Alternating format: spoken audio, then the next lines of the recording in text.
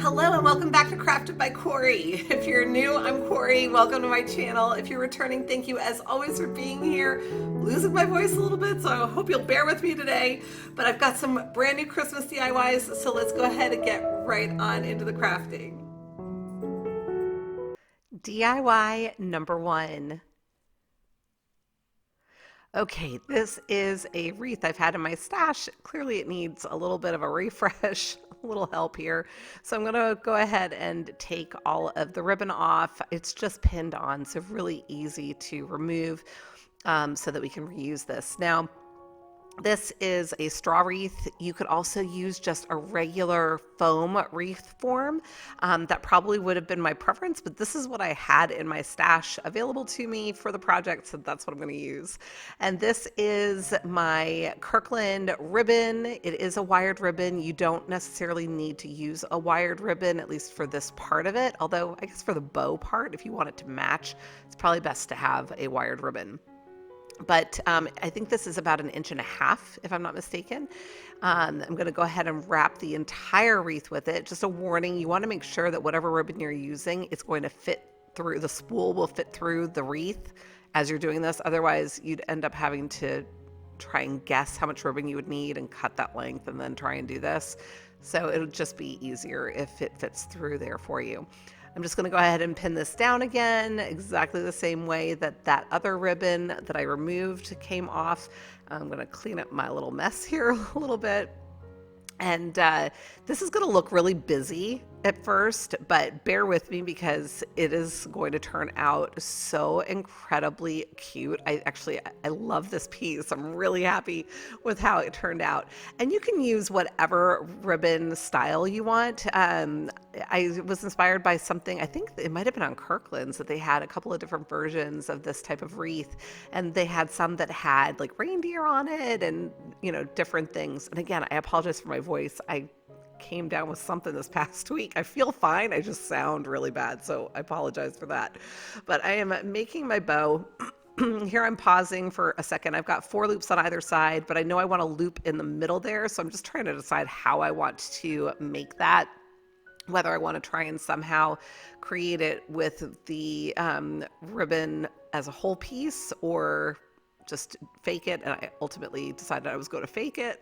So I'm cutting off another little loop there and just making sure that the ends on that are long enough for me to grab with this other piece of ribbon that I'm going to use to create a second set of tails and also hold the whole ribbon, the whole bow together.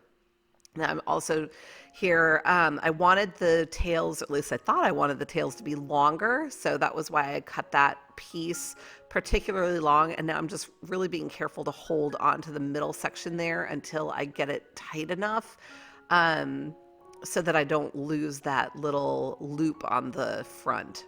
Hopefully that makes sense. But I'm going to go ahead and fluff up my ribbon and get it to where I want it.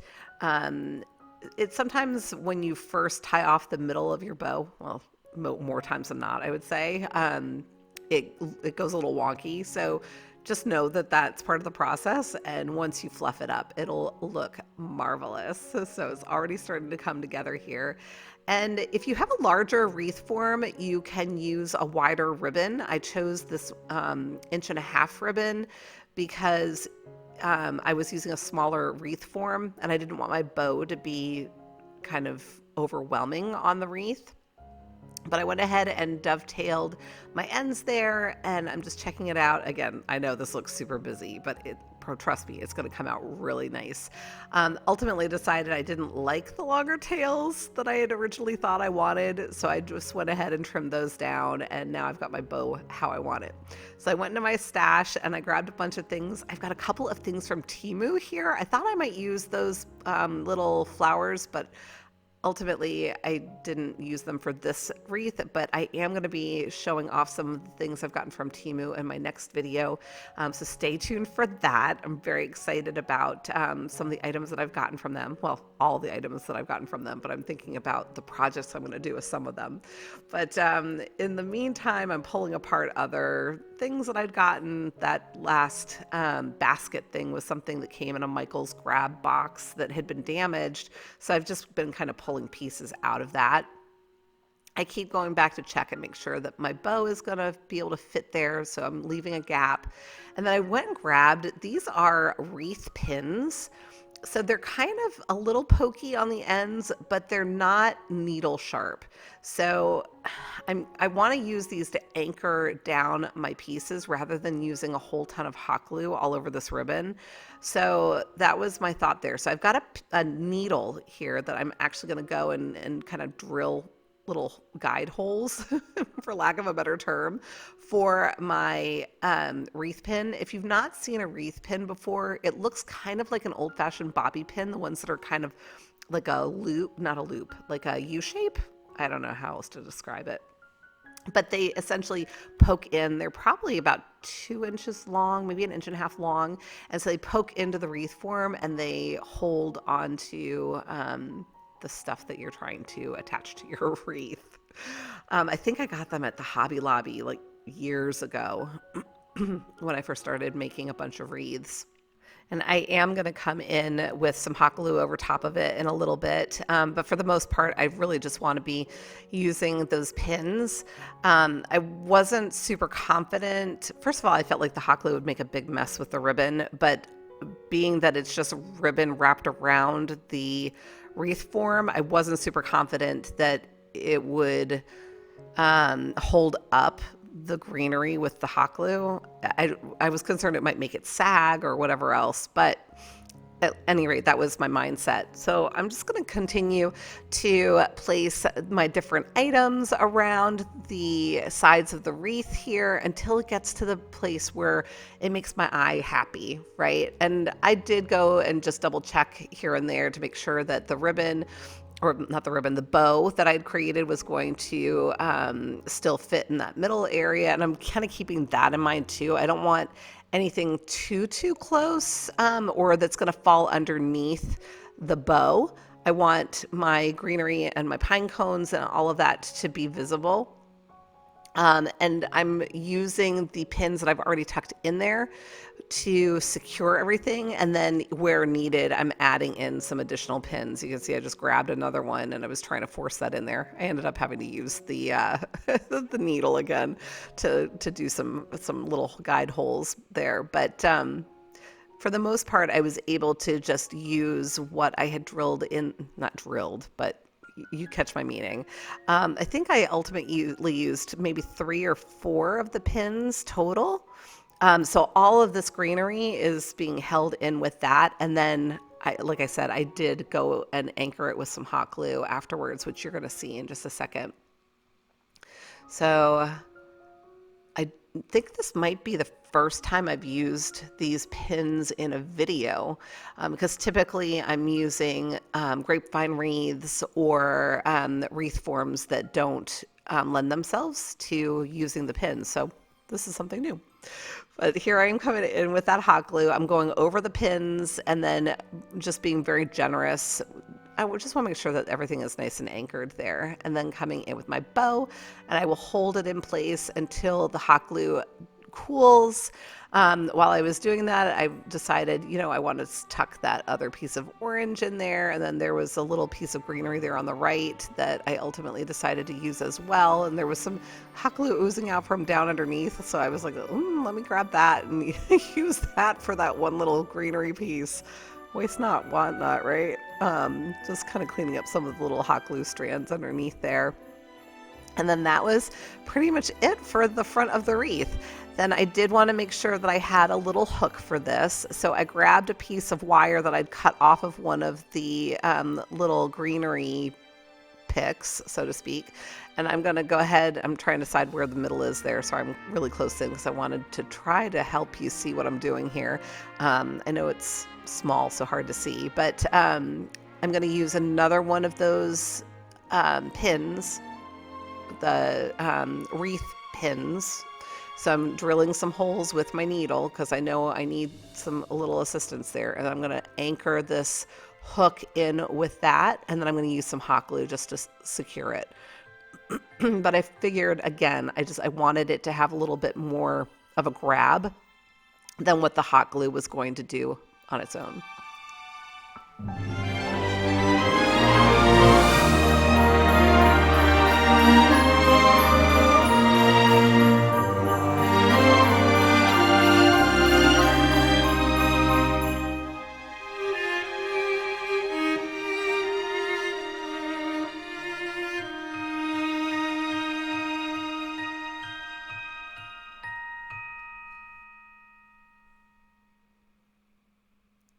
DIY number 2.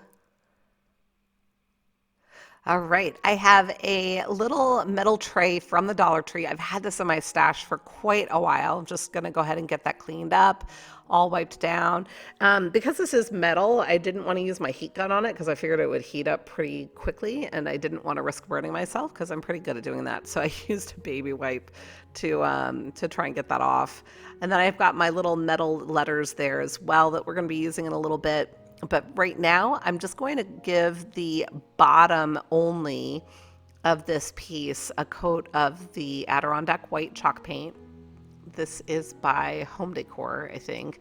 Home Decor and Waverly are both folk art products, so for whatever reason, they just have 2 different lines of chalk paint. I'm not really sure why, but they're essentially the same thing. But I did go ahead and give that 2 coats. And I'm looking at it, I don't really love the brush marks, so I decided I was going to start stippling it and just kind of create more of like a textured surface that will eliminate the brush marks and just give it a little bit more interest. So it's going to look more like a plaster or snow, perhaps, if we use our imaginations. So I just went through and stippled it all over. And then once that was dry, clearly I helped it to dry with my heat gun. But once that was dry, we were ready to go on to the next step, which was going to be using this gift trim, which to me looks like a red and white baker's twine. But I took 3 strands of it because I didn't think it was quite thick enough on its own. And I definitely wanted something red and white.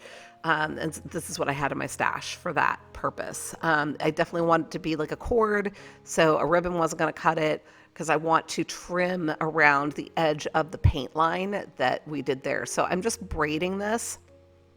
And once I had it sufficiently long, I put a little bit of tape on it just so it wouldn't come unbraided while I was working with it. And I'm going to use a little bit of hot glue at a time here because I work in my basement where it's a little bit cooler. And because this is metal, I was aware that just like with glass, the hot glue was going to cool much more quickly than it does on other surfaces. So I was mindful of the need to work relatively quickly and in small sections with this.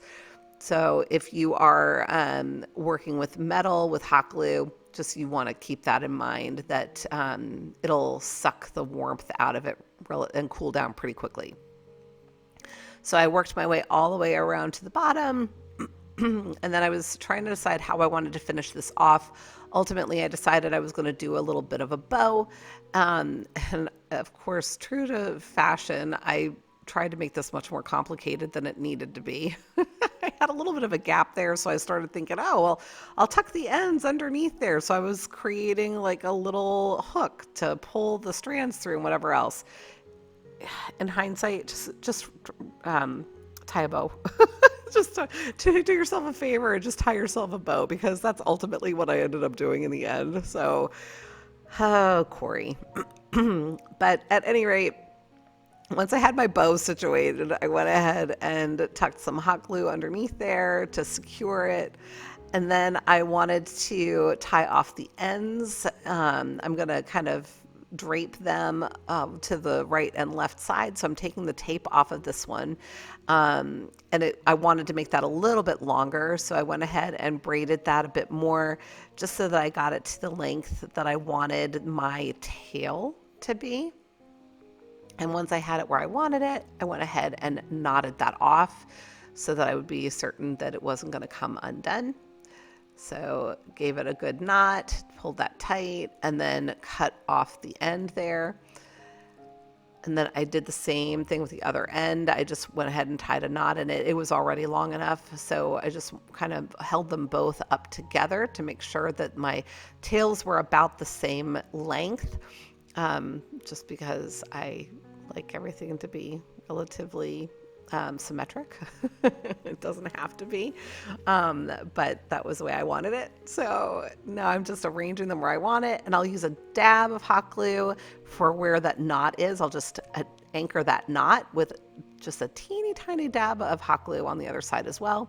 Anchor that knot, and then that is all set. I think this is already looking really sweet. And so then I took my metal letters. At first I thought I was going to use joy, but then I kept going back and looking at peace compared to joy, and I decided I really liked the way the word peace looked on this piece. Different kind of piece. But anyway, I've got my crimson chalk paint there, but I decided I was going to go ahead and attach these pop dots to the back first. This is how I'm going to be attaching it to the tray. And I realized that if I applied them first, it was going to help it stand just slightly up off of my parchment paper, which was going to make it easier for me to paint it. So that was what I opted to do. I got all those little pop dots on. I did not remove the backing. I'll remove the backing when I'm ready to apply it to the piece. But at this point, it's just going to assist me in the painting portion of the project. Now you could certainly leave it metal as well. I considered doing that because I thought it might be nice to have that the metal piece with the metal trim around the plate that's kind of serving as our frame. But ultimately I decided I did want to paint it. I gave it 2 coats of paint. In hindsight, I probably should have given it a 3rd coat, just to ensure that there was none of that metal shining through. If you like it to look a little bit more rustic, you might want to just give it a single coat of paint, whatever it is that makes your eye happy.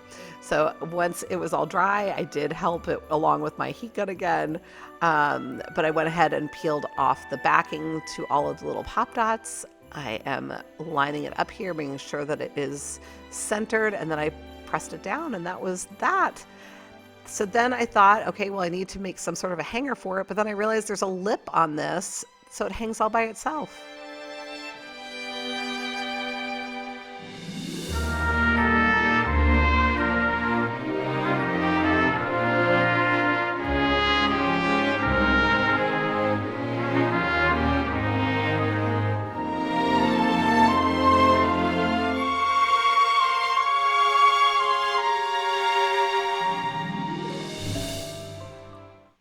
DIY number 3.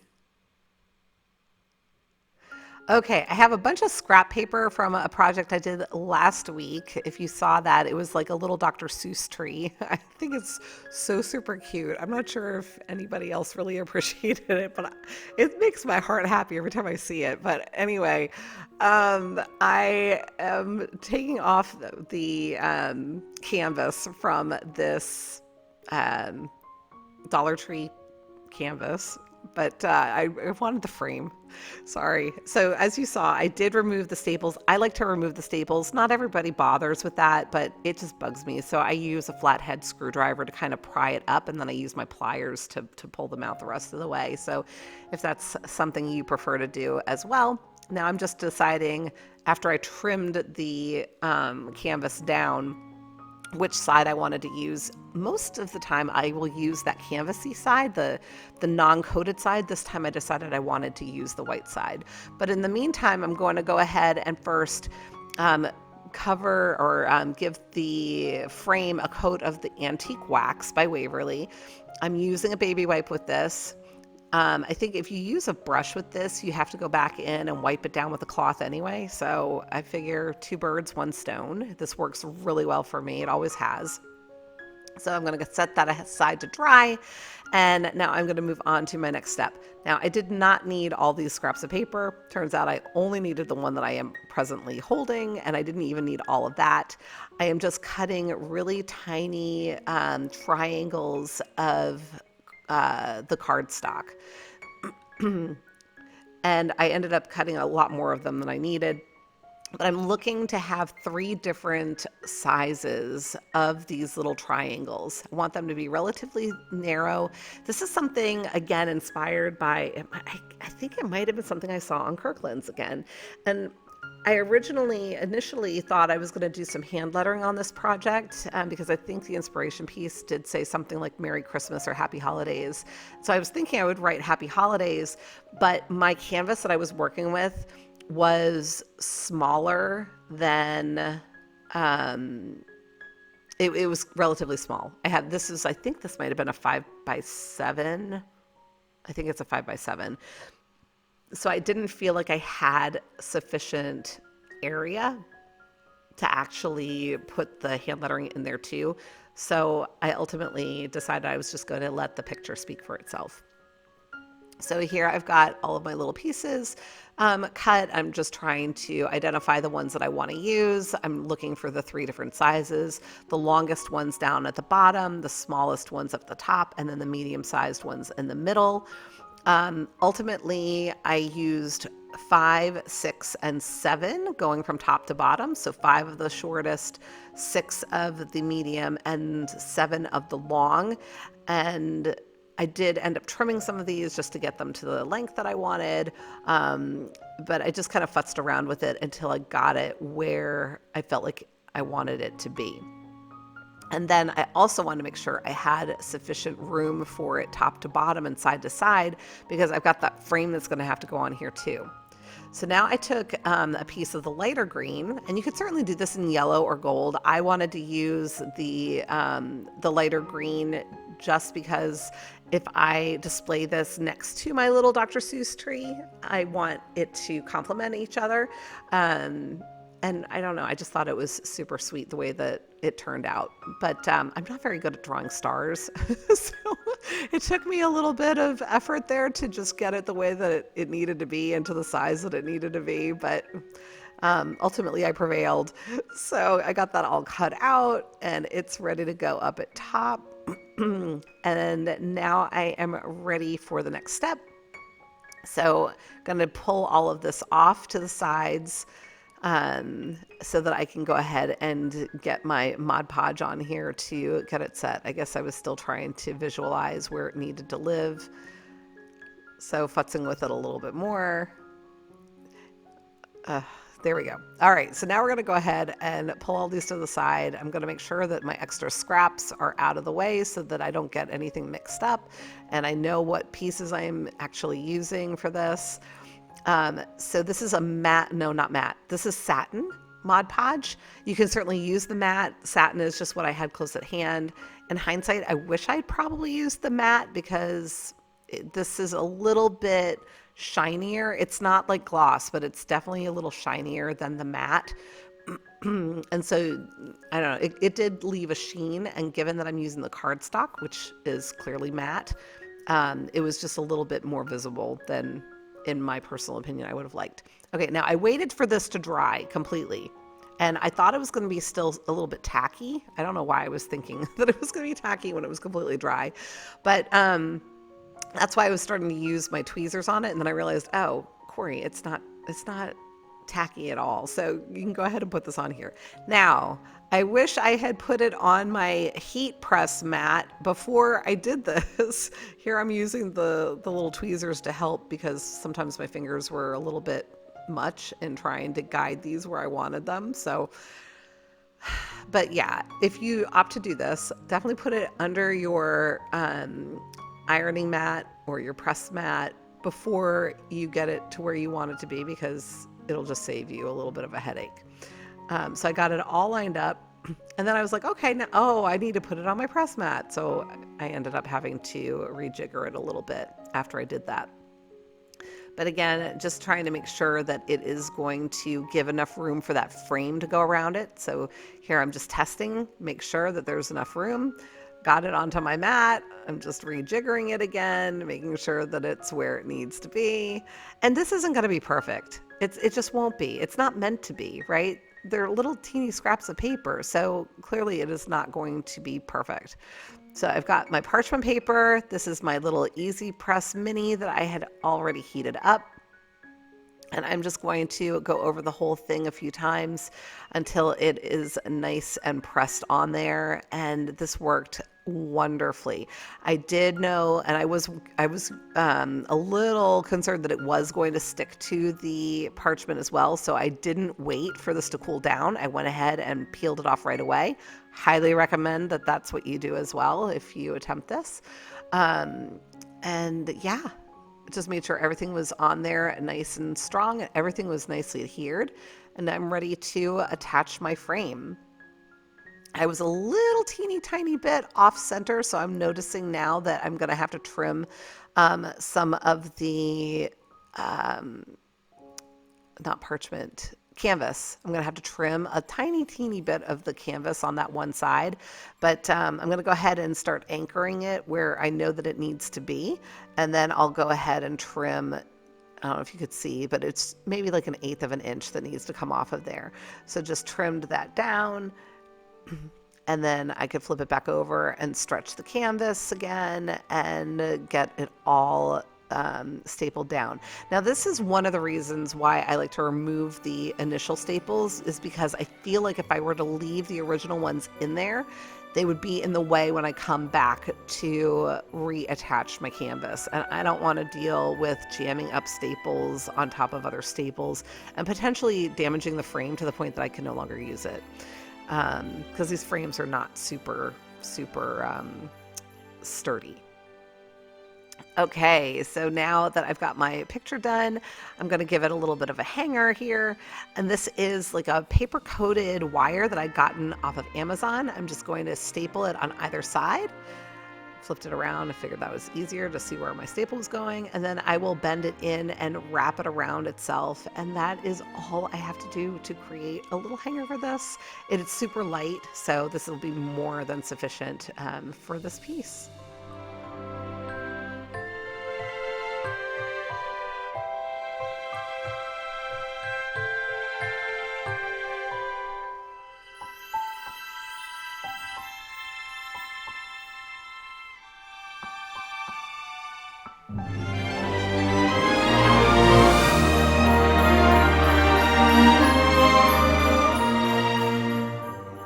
Okay, everybody, that's it for today. I hope you enjoyed the project. If you did, please remember to give me a big thumbs up. Leave me a comment. Let me know which one was your favorite. Sammy's jingling around here. And until the next time, be well, be kind, and make it a great day. Thanks so much for watching. Take good care. Bye.